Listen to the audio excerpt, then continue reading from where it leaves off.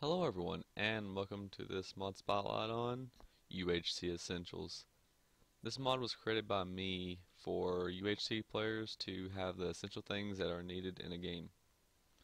I've basically taken a bunch of recommendations and a few things of my own and put them into a mod that I made myself, and this is pretty much it.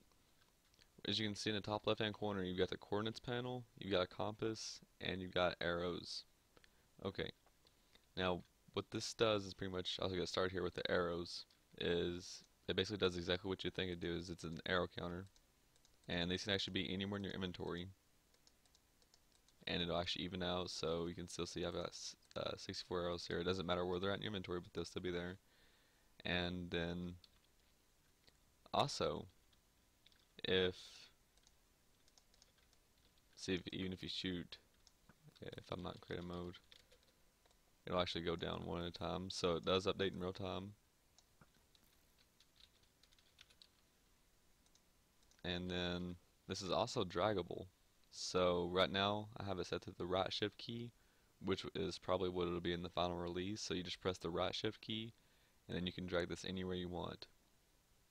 And same goes for the coordinates panel and the compass. So example, if I want it over here and I want this here and I want this in the middle somewhere here, this will work perfectly. I can just push escape and go back and do my own thing.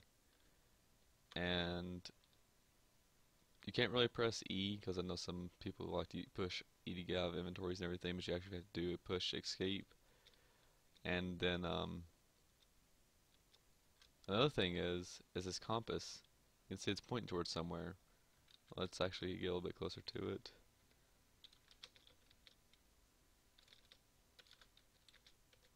And as you can see here, if the world load. Okay, as you can see, this arrow is actually pointing towards somewhere, and that is actually 00, which is a big meetup area for UHCers, in which people come to meet up and fight. And I know a lot of people have a hard time finding 00. I have a few times. It's easy to get distracted and go a different direction.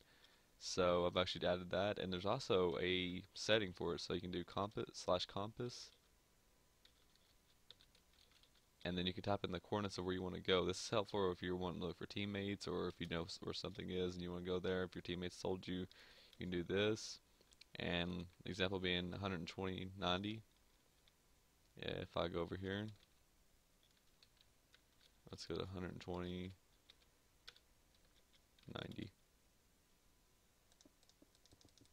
And I was afraid this was actually in a mountain biome.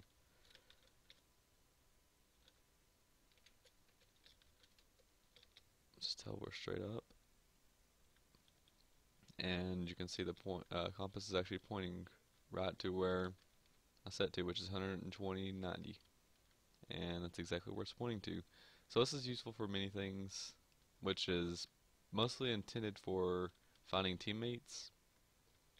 And another cool feature of this mod that I have added is the actual option to toggle it, so you can do /toggle and it'll actually turn it off completely. There's nothing else, you can't press any toggle keys or anything, and you can do /toggle again to turn it back on. Another feature of this mod is you can press the shift key, and as you can drag this around, if you just click it without dragging your mouse at all, it'll actually open this up and you'll be able to recolor it any color you want. So example being, say I want it to be red, I can drag the red slider all the way up, green all the way down, blue all the way down. Now you can see it's actually red. But say you don't want it to be transparent, you can actually go here and change the alpha and turn it all the way up, and now it's not see-through at all. Or maybe you're more like the UHC players that likes the transparent inventories. You can actually do that. You can just bring your alpha all the way down, and you can make it black if you want. There's a little bug right now that makes it negative, which really isn't too big of a deal, so I'm not going to worry about fixing it because it actually would affect performance, checking to see if it's below 0, so I'm not going to do that. So it's not really that big of a deal. But as you can see, you can actually make it transparent. And then you see this outline around it's still noticeable, and you can see there's a little display panel over here I added just so you can see what's going on without the text being in your way. But say you actually want to change the outline, you can actually click right here on the outline button, and as you can see, these little sliders actually change. Example being here, if I do this, and I click on outline, these change, and now I can recolor my outline. Say I want it to be yellow, I can do red and green, and that'll make yellow. Or say I want to make a cyan color, I can do blue and green, and it'll give me this.